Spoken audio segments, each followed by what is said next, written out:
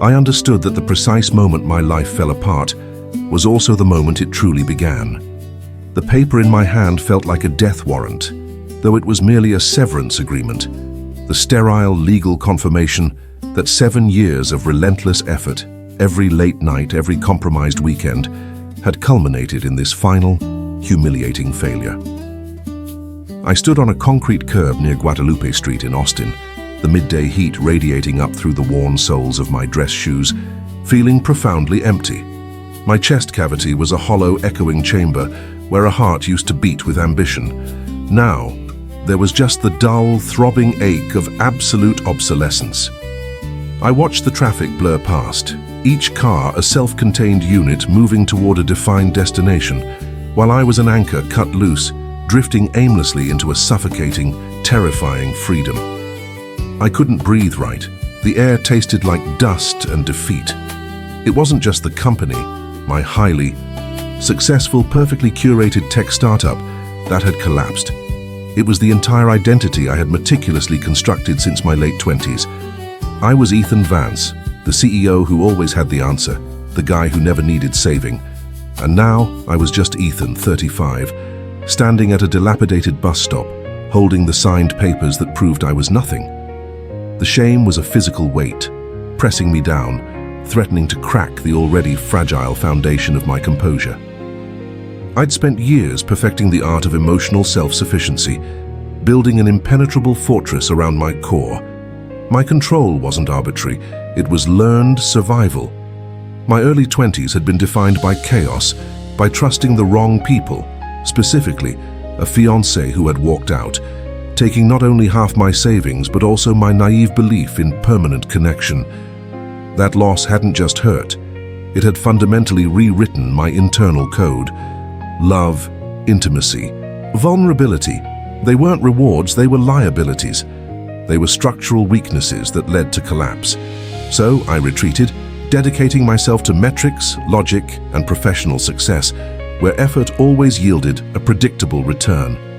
My relationships since then had been polite, transactional, and entirely superficial.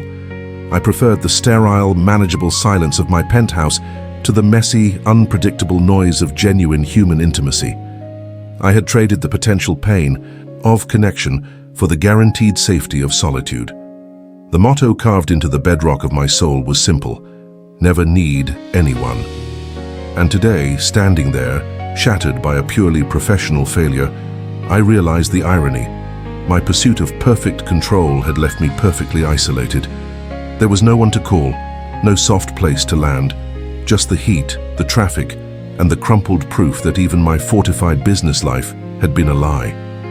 I was staring down at the cracked sidewalk, tracing the outline of a discarded chewing gum wrapper, using that minuscule, insignificant focus to keep the surrounding world from dissolving into pure terror.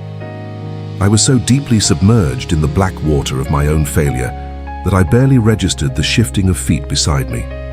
A bus, the number 7, pulled up with a hydraulic hiss, its brakes groaning. I looked up vaguely, fully prepared to let it pass. I wasn't going anywhere. I just needed to stand still until the earth stopped spinning. Then I saw her. She wasn't looking at me or the bus or the oppressive concrete landscape. She was standing a few feet away, holding a small, worn leather journal, her eyes fixed on the page. The impact wasn't visual. I didn't register the color of her hair or the cut of her clothes immediately. The impact was purely seismic, an instant disruption of the heavy gravitational field of my despair. It was the sudden, startling realization that despite the grinding noise of the city and the internal screaming in my head, there was a pocket of absolute, profound stillness right beside me. She radiated an immediate, unapologetic peace that was so fundamentally antithetical to my current state of being that it drew every ounce of my attention out of my internal nightmare. It was like standing in a blizzard and suddenly feeling the warmth of a hearth on my face. She was quiet, centered, and for the first time in hours, maybe years, I stopped thinking about me. The bus doors opened and the driver cleared his throat impatiently. She looked up, startled, catching the movement out of the corner of her eye, but not me. She slipped the journal into a canvas bag slung across her shoulder and stepped toward the open doors. Just as she was about to board, Her phone, which she'd been holding loose, slipped. It didn't clatter, it landed flat on the pavement with a soft thwack. She gasped, a small, involuntary sound of frustration. It was a mundane moment, but in my hypersensitized state it felt monumental. Without consciously deciding to move, I was already bending, retrieving the phone before she could fully pivot. I straightened up, holding the device out to her. "Careful there," I heard myself say, the words sounding foreign, unused. She took it, her fingers brushing mine briefly. Her eyes, a deep, luminous hazel, met mine. There was no pity, no annoyance, just an immediate, startling flicker of curiosity, maybe even recognition. "Thank you," she said, her voice low and melodic, carrying a slight, gentle roughness like worn velvet. "That was close. I don't think I could handle losing my map today." The bus driver glared, and she gave a quick, apologetic smile before boarding, flashing her pass. I stood frozen for a moment longer, watching her find a seat near the window. The doors closed, the pneumatic sigh escaping into the air, and the bus pulled away. It was gone, taking with it the brief, impossible moment of quiet connection, leaving me alone again at the stop. But the air around me had changed. The oppressive weight hadn't vanished, but it had shifted just enough. I realized I was clutching the severance papers so tightly my knuckles were white. For those 30 seconds, I had stopped drowning. I had been pulled, momentarily, toward the light, entirely by the presence of a stranger named Anya, whose name I didn't even know yet.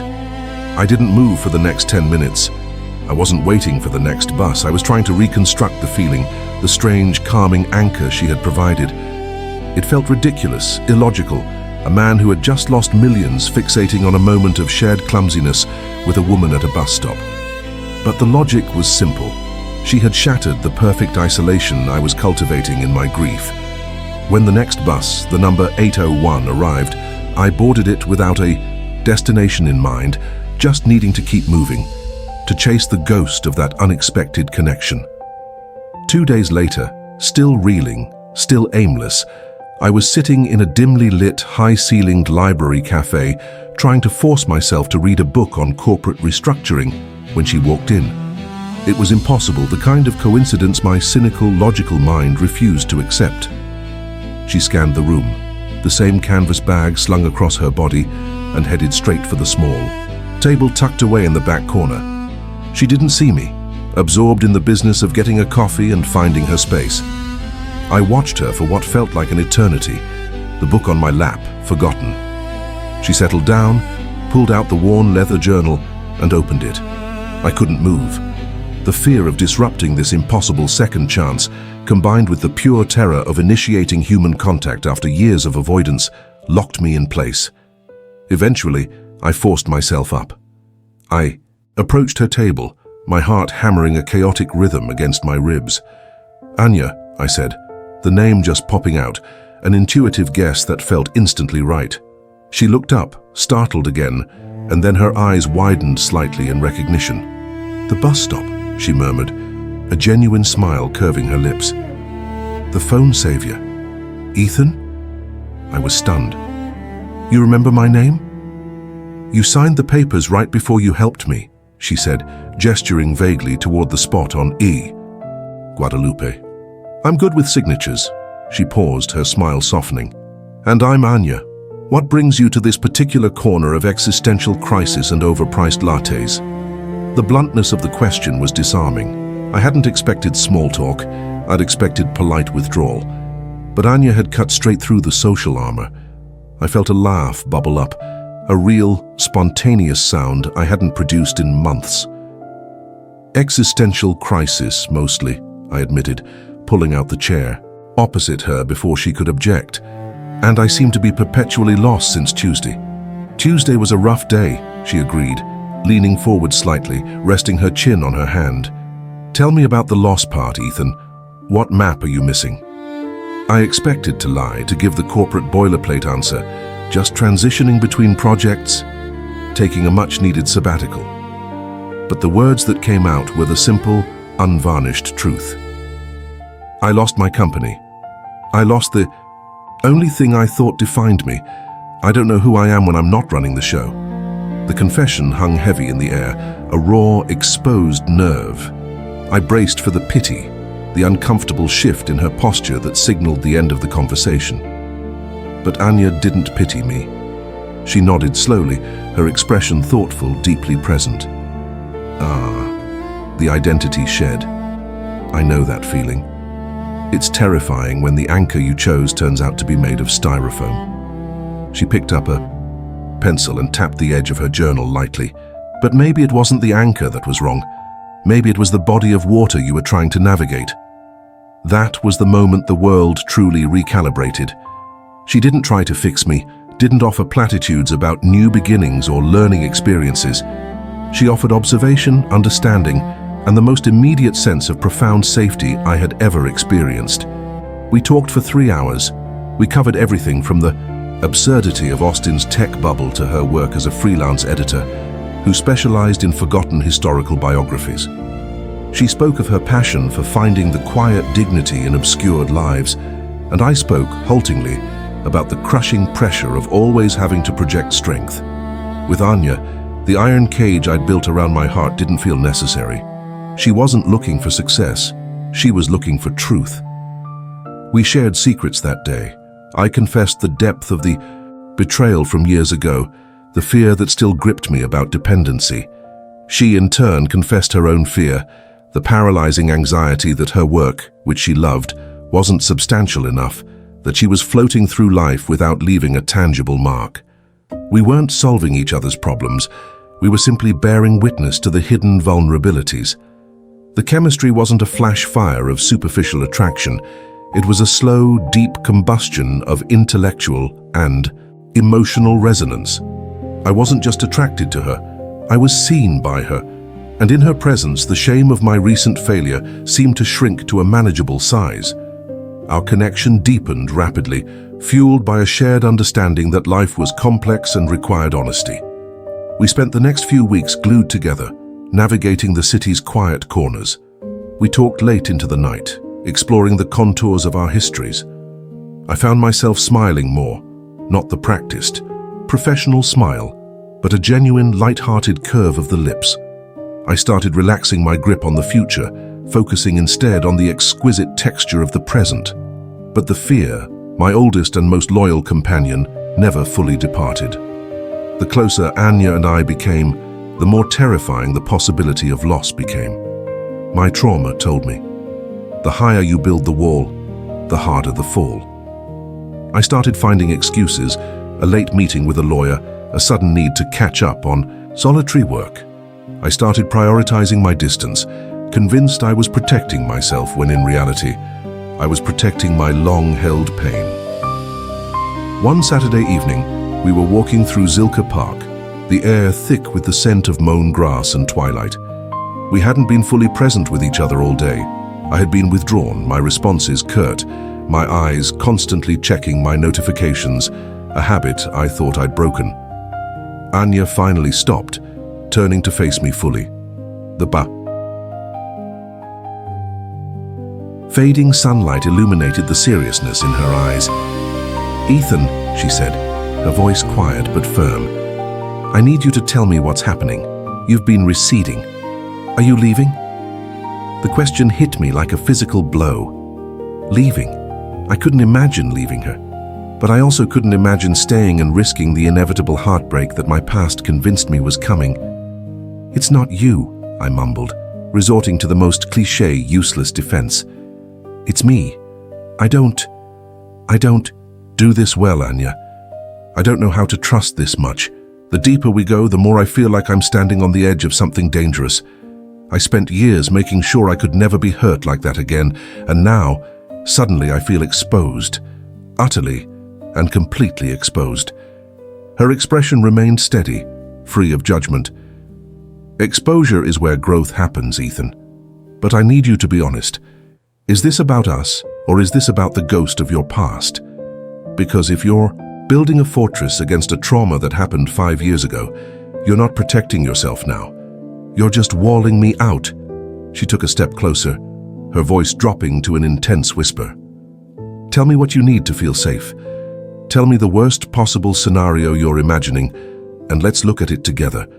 But don't retreat into silence and pretend that the history of your pain is my fault."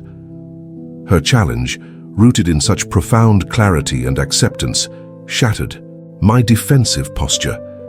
I felt the dam break. The old fear, the humiliation of that past betrayal rushed forward. "I'm terrified of needing you," I confessed, the words raw and shaking.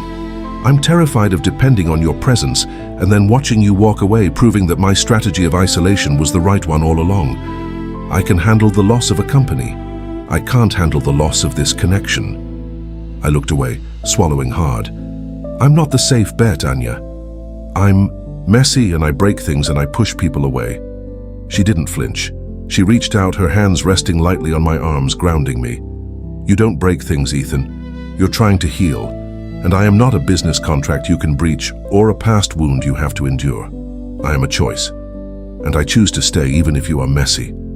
The only thing that threatens this connection is your refusal to participate fully." She met my gaze, her eyes blazing with calm conviction. "I don't need you to be a finished product. I need you to be honest. And if being with me means you feel exposed, then let's stand exposed together. That is what trust is." Her words weren't sweet nothings. They were a lifeline made of steel. They were mature, real, and heavy with the weight of commitment. She wasn't offering an easy path, but a shared burden. In that moment, I realized that true love wasn't about finding someone who completed you. It was about finding someone who saw your broken pieces and assured you that they were necessary for the whole design. I tightened my grip on her hands, feeling the heat and solidity of her presence. The walls came down, brick by painful brick. "I love you," I said, the words heavy and absolute, stripped of any melodrama. It was a statement of fact, a decision I was making with every fiber of my being. I choose you, and I choose the fear, because the fear of losing this is infinitely better than the emptiness I lived in before you. Anya smiled then, a full, luminous smile that reached her eyes. "Good," she whispered, leaning in and resting her forehead against mine. "Because I love you, Ethan, and I'm not going anywhere. We'll build the anchor together this time." That day at the bus stop when my life disintegrated, I was given the greatest gift, the opportunity to rebuild my foundation on something real, something rooted in connection rather than control. Anya didn't change my life by giving me direction or healing my past wounds. She fundamentally transformed me by teaching me how to live in the present, how to accept vulnerability not as a weakness, but as the only prerequisite for genuine love. The shame of failure evaporated, replaced by a profound, enduring gratitude. I had chased external validation my entire adult life, only to find my true self reflected in the uncompromising hazel eyes of a woman I met on the worst day of my life, waiting for a bus in Austin. She didn't change my life. She taught me how to live it, fully and bravely, outside the iron cage. The chaos of the morning was replaced by a strange, profound quietude, as if the world recognized that something fundamental had shifted. I was sitting on a low wall near the bus stop in downtown Austin, the dust of my old life literally settling around my feet, and Anya was beside me. We weren't talking about the divorce papers that had arrived, or the professional humiliation that had just culminated. Instead, we were dissecting the absurd beauty of a poorly drawn mural across the street. "See the way the arm connects to the torso?" I pointed, leaning slightly closer. The afternoon sun caught the fine gold flecks in her hazel eyes.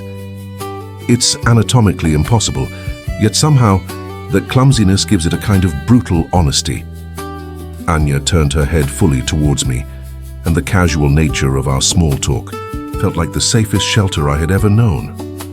"Exactly," she agreed, her voice a low, resonant melody. "It's not trying to be perfect. It just is, and that's what makes it worth looking at." In that moment, I understood that safety wasn't the absence of danger. It was the presence of alignment. With Anya, there were no filters. There was no need to polish my thoughts or prepare my words. My cynical observations, my analytical nature, all the parts of myself I usually guarded carefully, were not just accepted, but actively welcomed. She didn't try to fix the wreckage around me. She simply sat in the wreckage with me, offering a quiet, steady companionship that was both grounding and exhilarating. The world hadn't stopped spinning, but the internal earthquake had ceased. For the first time since I could remember, I didn't feel the crushing weight of expectation. I felt seen, truly seen. That shared observation about an ugly mural became our first secret language, the immediate, undeniable click that signaled we were operating on the same frequency. I was supposed to be spiraling into despair, but instead I was laughing. A real, unburdened laugh that felt foreign and beautiful coming out of my chest. We migrated naturally from the heat of the sidewalk to a quiet coffee shop tucked away on a side street. The initial shock had worn off, replaced by a consuming curiosity about the woman across the worn wooden table. I told her about the meticulously built career I had just watched crumble, the long nights, the compromises, the ultimate emptiness of chasing a definition of success that was never mine to begin with. The words spilled out, raw and unplanned, things I hadn't even admitted to my therapist. I detailed the fear that had driven me, the absolute terror of being ordinary, of being forgotten. Anya listened without interruption, her gaze unwavering, not pitying but recognizing. When I finally paused, breathless from the confession, she didn't offer platitudes. She simply reached across the table and covered my hand with hers, a brief electric contact that sent a jolt of warmth through my system. I spent 5 years building a life in Dallas around a man who fundamentally believed I was a temporary placeholder, she confessed, her voice dropping slightly, the lightness gone, replaced by a deep, shared humanity. He loved the idea of, me, the supportive partner, the stability, but he never saw the fire. When he walked out, I realized I had been living inside a perfectly constructed facade, exactly the one he designed. It took months of absolute solitude to stop trying to be the person he wanted me to be and remember who I actually was. Her vulnerability was a mirror. We weren't just two people sharing secrets, we were two architects comparing notes on failed blueprints. We laughed about the ridiculous, standard society sets, the pressure to always be on, the exhausting nature of constant performance. The chemistry between us wasn't just attraction, it was recognition. It was the deep, soul-level knowledge that we had both survived the same kind of internal war. We spoke for hours, weaving our histories together, finding painful overlaps and resonant similarities. I told her about my father's impossible standards. She told me about the crushing betrayal by a friend who had capitalized on her trust. With every shared story, the walls around my heart, the ones I thought were permanent fixtures, didn't just crumble, they dissolved into dust. But the deeper we dove, the more terrifying the connection became. The intensity of it all was overwhelming. This wasn't a gentle, slow burn, this was a supernova. As the sun began to set, casting long, bruised shadows across the street, a familiar, cold sensation gripped me. It was the fear of loss, amplified tenfold by the magnitude of what I had found. My analytical mind, the part of me that had always sought control, screamed an urgent warning. Too fast, too much. This feeling is not stable. It is going to hurt worse when it ends. I physically leaned back in my chair, distancing myself from her radiant presence. The thought hit me with brutal clarity. I was broken. I was a man who had lost his career, his marriage, and his sense of self in less than 24 hours. Anya, with her quiet strength and luminous honesty, felt whole. She deserved someone who was intact, someone whose foundation wasn't currently being excavated by bulldozers. The shame of my failure, temporarily forgotten in the glow of her company, returned with a vengeance. Anya, I started, the name tasting dry on my tongue. My voice was suddenly thick, uncertain. I need to be honest. This is... I gestured vaguely at the table between us, at the charged atmosphere we had created. This is moving too fast for someone like me right now. I'm a mess, I truly am. I'm not just starting over, I'm starting from zero, and I don't want to drag you into this gravitational pull of chaos. The spontaneous, effortless connection snapped. The air grew heavy, thick with the unspoken consequence of my sudden retreat. My old patterns were asserting themselves, Push away before you can be pushed. Control the narrative of rejection. Anya didn't flinch or look offended, but the light in her eyes dimmed just perceptibly. She didn't withdraw her hand, which was still resting near the sugar bowl, but she studied me with an intensity that felt like an X-ray. "Ethan," she said, her voice calm, devoid of judgment, but infused with a profound disappointment that was far more painful than anger would have been. "You think being a mess means you don't deserve good things. You think I'm looking for a finished project. Because if you think the foundation of love is perfection, then you haven't learned anything from the collapse of your own previous life." Her words were a sharp, precise cut, straight through the protective armor I was trying to reassemble. My chest tightened. She wasn't challenging my situation, she was challenging my belief system, the core trauma that told me my worth was conditional on my stability and success. The obstacle wasn't external, it was my deep-seated, paralyzing fear of vulnerability, now manifesting as a desperate attempt to self-reject before she could. I looked into her eyes, seeing the genuine hurt that my sudden withdrawal had caused, and realized the immense weight of my past self-sabotage.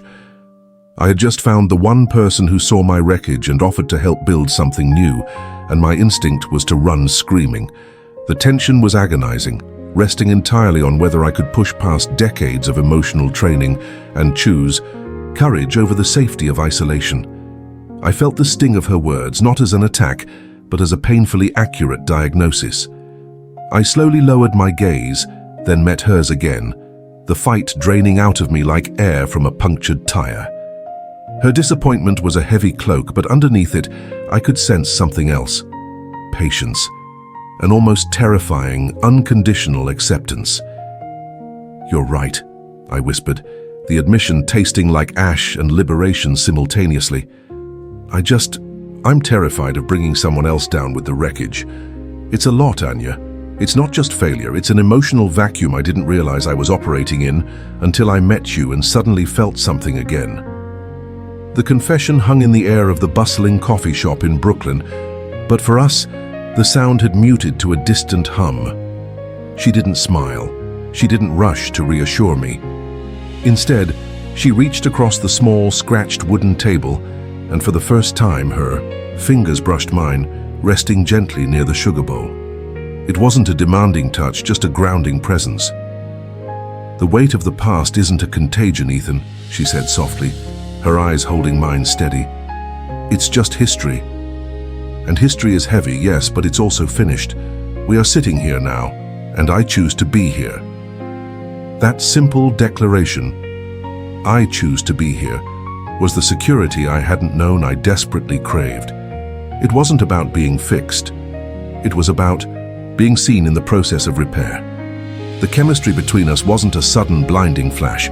It was the slow, steady warmth of two people recognizing they could finally drop the performative facade of competence and simply exist. We had bypassed the small talk and landed squarely on the foundation of what truly mattered: mutual safety and profound, instantaneous trust. We spent the next 4 hours in that cafe, moving from the initial trauma to the quiet, vital truths that define a life. After my confession about losing everything in Seattle, the failed architectural firm, the devastating divorce, the gnawing belief that I was fundamentally flawed, Anya didn't offer platitudes. She simply narrated her own experience of navigating a different kind of abandonment, the sudden, sharp silence that followed her mother's death when she was barely 20. She spoke of having to become the anchor for her younger siblings overnight, the premature weight of responsibility that had taught her independence, but also the cruel lesson that sometimes the people who are supposed to protect you are simply gone. "I learned early on that stability is an illusion," she admitted, leaning forward conspiratorially, the warmth of her breath just ghosting past my ear. "But resilience, that's real. And I look at you, Ethan, and I don't see failure. I see someone who survived an explosion and is standing here, ready to rebuild." We laughed. Then a genuine chest-shaking sound that felt like clearing years of dust from my lungs. We talked about silly things too, her obsession with old film noir movies, my ridiculous tendency to overanalyze the design of every chair I sit on, but even the light topics were filtered through this new shared vulnerability. Every shared secret, every knowing glance felt like another wire connecting us, strengthening an intricate bond that was far too fragile to name, yet too powerful to ignore. The physical attraction was secondary, a simmering, undeniable energy beneath the surface, fueled by the sheer relief of being truly, unequivocally understood. As the sun began to dip below the Manhattan skyline across the river, casting long, fiery shadows across the avenue, we decided to walk toward the park. The evening air in New York was crisp and cool, a perfect blend of city grit and coming autumn. We were talking about what felt like the future, a casual, hypothetical trip to visit the Guggenheim in Bilbao, a shared architectural dream. And the conversation flowed so naturally that I momentarily forgot the chasm of time and distance that separated our lives just 48 hours prior. We reached the corner of the street, the traffic light turning red, forcing us to pause shoulder to shoulder. The silence between us now was comfortable, expectant. She turned her head, her eyes catching the reflection of a street lamp, and the look she gave me was unguarded, luminous and deeply inviting. This was it. The moment I knew we were about to cross the invisible line from connection to commitment, from shared history to shared future. I leaned in, unable to stop myself, drawn by the gravity of her presence, her scent, the inevitable press of lips that promised a new beginning. But just as my breath mingled with hers, a paralyzing cold dread seized my chest. It wasn't rational. It was a pure, visceral trauma response. What if I break this too? The memory of my ex-wife's face, etched with final disappointment, flashed behind my eyes. The thought wasn't about her leaving me. It was about me, ruining her, contaminating her beautiful, resilient spirit with my own lingering emotional instability. The instinct for self-preservation, or rather, the instinct to protect her from me, was overwhelming. I physically recoiled, taking a jerky, sudden step backward, shattering the intimacy like dropped glass. Anya's eyes widened, transforming instantly from soft invitation to confusion and a searing, deep hurt. The air snapped with tension, leaving a painful void where connection had just been. "Ethan," she asked, her voice tight, laced with the realization that I was running, even while standing right next to her. I knew I had sabotaged us, again, driven by a fear so deep it felt like the very marrow of my bones. I had to articulate the chaos inside. Me, or I would lose her right now to the ghost of my past. The air snapped with tension, leaving a painful void where connection had just been. "Ethan?" she asked, her voice tight, laced with the realization that I was running, even while standing right next to her. I knew I had sabotaged us again, driven by a fear so deep it felt like the very marrow of my bones. I had to articulate the chaos inside me, or I would lose her right now to the ghost of my past. The apartment, which moments ago had felt like the safest place in Chicago, was suddenly rigid, thick with the unspoken history I carried. I hated myself for causing the shadow that was spreading across her face, the light in her eyes beginning to dim as she processed my abrupt retreat. I shoved my hands into my pockets trying to anchor myself, but my core felt like liquid terror. "It's not you," I finally managed, the cliché tasting like ash, and instantly regretted. I saw the flash of profound disappointment cross her features, and I quickly amended the statement. "No, that's a lie. It's entirely you, Anya. It's how much this means." I took a deep, shaky breath, focusing on the dark wood grain of the floor, unable to meet her gaze, fearing that if I looked too long, the fear would paralyze me completely. "I told you about Sarah, about the divorce." Anya was patient, terrifyingly so. She waited, allowing the silence to stretch, forcing me to fill it. "Yes, you said it was painful. You said you took the blame for the distance." "I didn't take the blame for the distance," I corrected, finally lifting my head, forcing eye contact. My voice was low, raw, stripped of all artifice. "I took the blame for the damage, for realizing too late that I hadn't just grown apart from her, I had smothered her light. My own anxieties, my crushing need for predictability, my habit of withdrawing when things got difficult, it all calcified around her happiness until she couldn't breathe. I didn't just fail a marriage, Anya. I feel like I fundamentally damaged a good person. I contaminated her beautiful, resilient spirit with my own lingering emotional instability. And when I look at you, my voice cracked, betraying the tight grip I usually kept on my composure. When I look at you, I see something so pure, so vibrant, so utterly bright. And the only thought I have is, what if I break this too? What if I infect it? I braced for her anger, for her understandable decision to walk away from a man who saw himself as toxic. But Anya didn't shout. She didn't dissolve into tears. She just walked the 2 steps that separated us, closing the gap I had desperately tried to create. She didn't touch me, but her presence was a physical force, warm and insistent. "You are confusing the ghost of who you were with the man standing in front of me, Ethan," she said, her voice steady and commanding, cutting through my self-pity with the precision of a surgeon. "That pain, that regret, it's real. It is a wound you carry, but it is a scar, not a disease. I am not Sarah, and you are not the same man who was in that marriage in Seattle 5 years ago." She paused, her intensity pinning me in place. Her eyes didn't hold judgment, they held fierce expectation. "Are you going to let a mistake from 5 years ago dictate the next 50? Are you going to punish me for the wounds someone else caused you, just because you are terrified of your own potential happiness?" I felt the last brittle fragments of my protective shell give way. She hadn't tried to fix me. She had simply refused to let me hide behind my fear as an excuse to destroy something worthwhile. "I am terrified," I admitted, the words barely a whisper. "I am terrified every time you smile at me, because I know exactly how much I have to lose, and I haven't felt that vulnerability since I was 25 and believed in forever." I reached out tentatively, cupping her cheek. Her skin was warm, real, anchored in the present. "I don't know how to promise you smooth sailing, Anya. I still have days where the past feels heavy, where the instinct to retreat is almost irresistible. But I know this, I have never felt seen before you. Not truly. Not the flawed, terrified, baggage-carrying 40-year-old man who moved to Denver thinking he was done with passion and depth. You didn't just wake me up, you redefined what awake even means." I looked into her eyes, consciously steadying my own fear, making a choice right there in the moment that transcended instinct and trauma. "I can't promise perfection. I can only promise presence. I promise that when the fear comes, I won't run from you. I will turn to you and I will be honest about the chaos inside my head.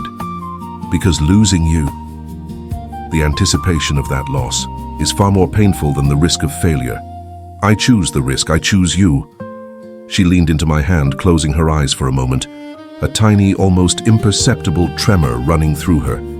It was a sign that my confession had hit home, that this wasn't easy for her either, but she was choosing the same difficult path. When she opened her eyes, the hurt was completely replaced by a ferocious, beautiful certainty. "Then don't run," she instructed, her voice soft but absolute. "Face it with me." And then she finally broke the lingering tension, rising on her toes and meeting my mouth in a kiss that was nothing like the tentative, hopeful kisses we'd shared before. This was a signature, a covenant sealed not in easy romance, but in the gritty reality of shared human failure and chosen redemption.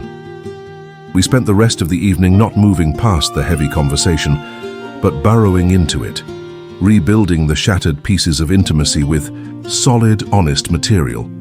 We spoke about fear, about expectations, about the future we were suddenly brave enough to build together in the bustling complexity of the city. Years later, sitting on the balcony of our apartment in Brooklyn, watching the harbor lights, the kind of explosive, shimmering light that always reminded me of the initial impact she had on my life, I understood the profound shift that occurred that night. People often say that love changes your life. That's too simple. My life structure didn't change dramatically. I still worked in finance, I still cherished my quiet solitude. Anya didn't fix my flaws or erase my past anxieties. She simply accepted them as part of the architecture of who I am. She didn't change my life. She taught me how to live it fully, without the suffocating need for control or the crippling fear of inevitable collapse. Before Anya, I was merely surviving, meticulously managing risk, terrified of making a mess. With her, I learned that the most beautiful things, love, true connection, the chaotic vibrancy of existence, are often the messiest. And for the first time since I was a child, I was completely, gratefully, and unapologetically alive. My history was no longer a cage. It was simply the ground upon which we chose to build.